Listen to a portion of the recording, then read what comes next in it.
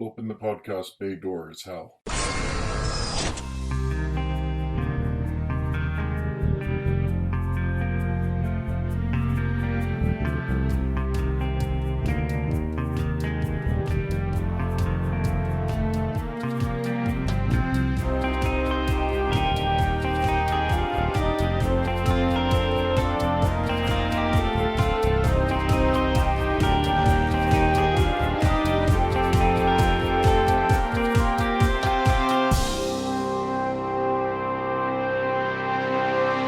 Hello everyone, and welcome to episode 151 of Welcome to Geektown. I'm your host, Kurt Onstead. I've been a proud geek all my life, being into role-playing games, board games, sci-fi, fantasy, and especially superheroes and comics. And I want to help others join me in those pursuits, but I found that sometimes people can get overwhelmed or feel left out because they don't already have what some consider to be the requisite knowledge in order to be considered a fan. And that's where Welcome to Geektown comes in. Here you can ask your questions without feeling like a gatekeeper is calling you out for not yet being fully versed in every aspect of your new interest. This week I have a question from Jesse C., who saw an animated adaptation of a DC property and wanted to know more about its origin. He writes, quote, I watched an animated short about Kamandi, the last boy on Earth. What a kick! I'd love to know more about that world. I'm guessing that the animated short he refers to is the one available to watch on HBO Max, soon to be just Max, as one of the features on the DC Showcase Shorts title.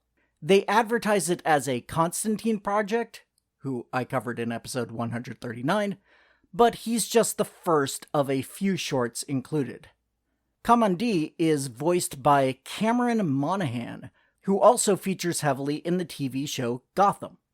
Just a quick reminder that my other podcast, Gothamites, discussing that show, is now on its third episode.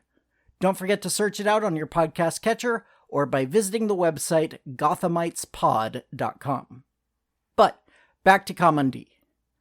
The character was introduced in the first issue of his titular series, Kamandi, the Last Boy on Earth, #1, in October of 1972. On the cover of that premiere, we see Kamandi on a raft, with a ruined New York behind him, including a half-submerged Statue of Liberty. If that imagery reminds you of the original Planet of the Apes, there's a reason for that. DC attempted to get the license to that property, and when they failed to do so, DC editor Carmine Infantino went to creator Jack Kirby to come up with a similar idea, but different enough to avoid lawsuits.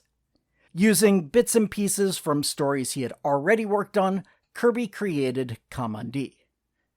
Originally, Jack was only going to create the concept and not work on the title itself, but the cancellation of Forever People, one of the other books at DC he was writing and drawing, freed up his schedule. And so issues 1 through 37 of Kamandi, the Last Boy on Earth, were both written and drawn by Jack Kirby alone, other than inking, which a host of talented artists provided. Originally set to be on a bi-monthly schedule, the popularity of the title inspired the company to move to monthly publication. Kirby drew 3 more issues, 38 through 40, with a script provided by Jerry Conway. Various writers and artists work on the book after that until it was canceled as part of the DC implosion, when a number of books were ended due to financial troubles at DC Comics. With issue number 59, although what would have been issues 60 and 61 were printed in Cancelled Comic Cavalcade #2. So, who is Kamandi? Well, as the title suggests, he is one of the few human survivors of what is referred to as the Great Disaster. Although the exact circumstances of the disaster are not known, we do learn that radioactivity was involved, but that it was not World War III. In later issues, we are told that during the event, a chemical got loose into the water supply near the Washington, D.C. Zoo, where the captive animals had escaped. That chemical increased their intelligence and combined with the radioactivity from the Great Disaster, eventually they mutated into sentient humanoid creatures. And so throughout the series, we see bipedal intelligent rats, tigers, crocodiles, lions, gorillas, and all sorts of other creatures. For some reason, never given in the original series, most humans have turned bestial and lost most, if not all, of their language skills. The sole exception that we see is Kamandi and his grandfather, who hid in a bunker near New York City. The bunker is called Kamandi, which is where Kamandi gets his name. The unnamed grandfather teaches the young boy about the pre-disaster world with a library of microfilm and old videos. And he also has been taught how to fight in order to survive this post-apocalyptic world. In the first issue, Kamandi's grandfather is killed by a wolf, and so the now orphaned boy, dressed only in his boots and some ripped jean shorts, leaves the safety of the bunker for the first time to try to find others of his kind.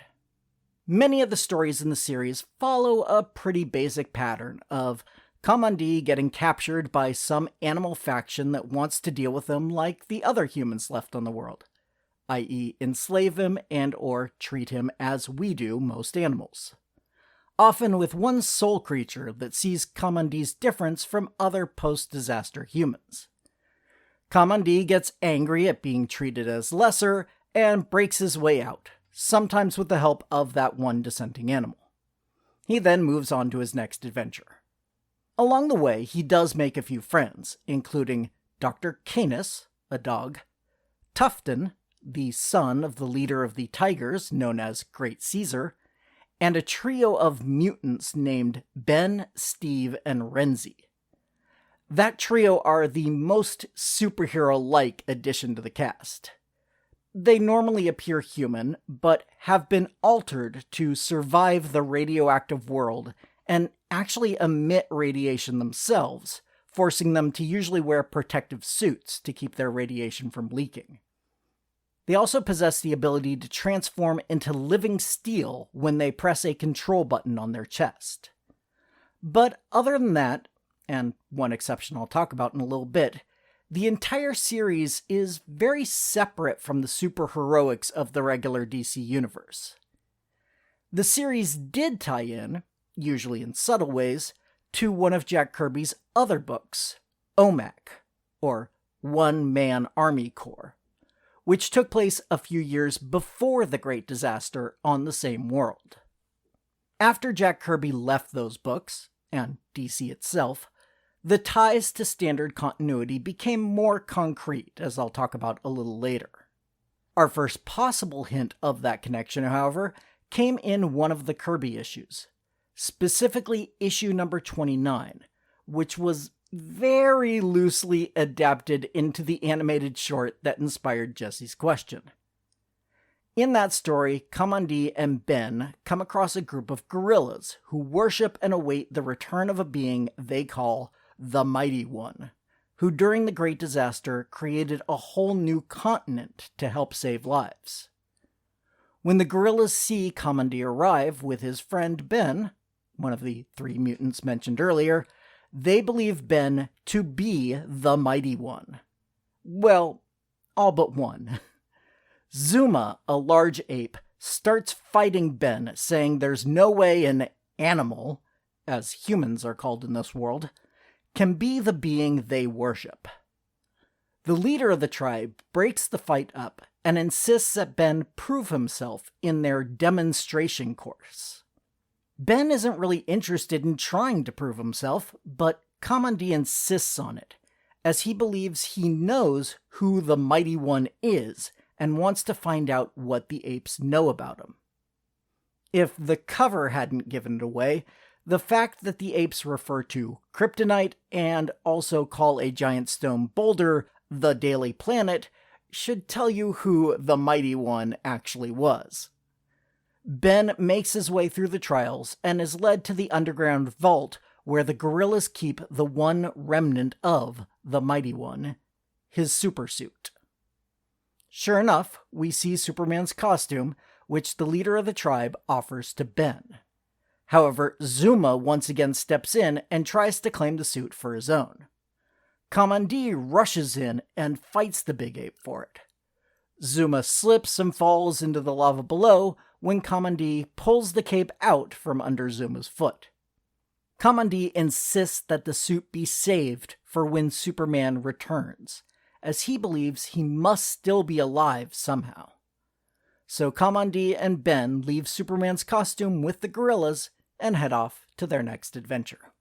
The story leaves it vague whether or not Superman actually exists/existed on this world, but both the gorillas and Kamandi's faiths are unshakable. In a later story, Superman number 295, written by Elliot S. Magan and drawn by Kurt Swan, it's retconned that Superman's costume was stolen from him by a time traveler and placed in the future. Why he did so is very convoluted, but it's this story that establishes Kamandi's world as one possible future, while the more optimistic Legion of Superheroes future is another possibility. Other stories explicitly tie Kamandi directly to other Jack Kirby creations. First, in issues 49 and 50 of Kamandi's book, his grandfather is said to be Buddy Blank, who is the hero of the OMAC book. As I mentioned before, Kamandi's title was cancelled unexpectedly, and 2 finished issues were published later in the Cancelled Comic Cavalcade, a black and white 2-issue series printed to try to recoup some of the costs involved. In that story, it would have been established that Kamandi is an alternate version of Jed Walker, one of the main characters in Jack Kirby's 70s Sandman book. Although, for some reason, they refer to him as Jeb in this story. Kamandi has yet another alternate identity thanks to Crisis on Infinite Earths. At the end of that story, instead of multiple alternate Earths, there is only one true history, and it does not contain the post-apocalyptic world of Kamandi. Instead, the young boy lives in a bright future as Tommy Tomorrow, a DC character whose adventures were originally published between 1947 and 1963. In the post-crisis world, we saw little to no appearances of Kamandi, but finally, in 2007, we get our first hints that he could return, with the Kamandi bunker being built underneath the city of Bloodhaven, and a great disaster being teased throughout the Countdown to Final Crisis series. However, that great disaster ends up happening on Earth 51, rather than Earth Prime, or Earth Zero. And so Kamandi's world returns as the last of the 52 numbered Earths. Kamandi was also seen in Final Crisis, where he bookends the series along with Anthro, another older DC character who is referred to as the First Boy in DC's history. If you want a full Kamandi story from more recent times, you can find The Kamandi Challenge, a 12-issue limited series from 2017, celebrating the 100th anniversary of Jack Kirby's birth, with each issue written and drawn by a different creative team. An interesting conceit of the book was that each writer/artist did not discuss their plans with the creative team following them. So the story often takes abrupt turns that you would not expect were it all done by the same creators for the entire run. However, if you want to see it in its original form, find some back issues or trade paperbacks of Jack Kirby's original run. Nearly every issue opens with a splash page and then a double-page spread. And while I think the stories themselves can get a little repetitive, they're absolutely gorgeous to look at, as Kirby lets loose with his distinctive style. So, Jesse, I hope that answers your question, and for everyone else, maybe that will wet your whistle enough to get you to check out some Kamandi stories, whether that be the animated short or any of the comic runs I mentioned. In the meantime, do you have any other characters you'd like to hear me discuss, or other questions about comics, board games, role-playing, or any other geeky topic? I'd love to hear from you with any suggestions, or just feedback on the show in general. My email address is welcome2geektown, all spelled out, @gmail.com. Or you can go to the website, welcome to, the number 2 in this case, geektown.com, and click the Submit a Question link if you prefer to remain anonymous. Other contact options include facebook.com/welcome-to-geektown, Twitter @geektownpodcast, or Mastodon @welcome-to-geektown @mastodon.social. Also, if you'd like to support the show directly, why not become a patron at patreon.com/welcome-to-geektown for just $1 per month to get access to full scripts of the shows, audio outtakes, and a monthly shoutout. You can also help the show grow by subscribing and giving a 5-star review over on Apple Podcasts to join the Geektown City Council, which helps other people find the show so we can all tell them, welcome to Geektown, population, us. Welcome to Geektown is written, narrated, edited, and produced by me, Kurt Onstead. Theme music is by Aaron Levitz, logo art by Archie Santana. All of their sound clips are the copyrighted material of their respective owners, and no infringement is intended, falling under fair use.